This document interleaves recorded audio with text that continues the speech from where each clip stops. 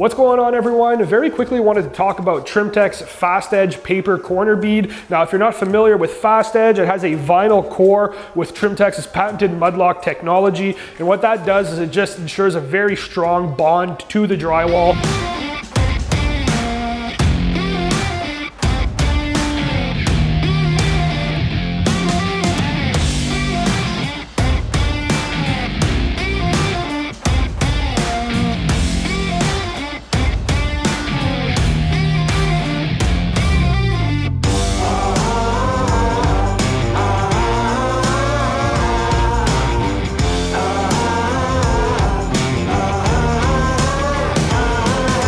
The exterior has a paper finish. There's no nose that needs to be filled out, so you can literally just use your knife and feather out the very edge of that. That's why it's called Fast Edge. It hardly requires any mud to fill. You could apply this by hand using a joint knife, or you could do what we're doing today, and that's run it through a hopper, stick it on the wall, and roll it in place.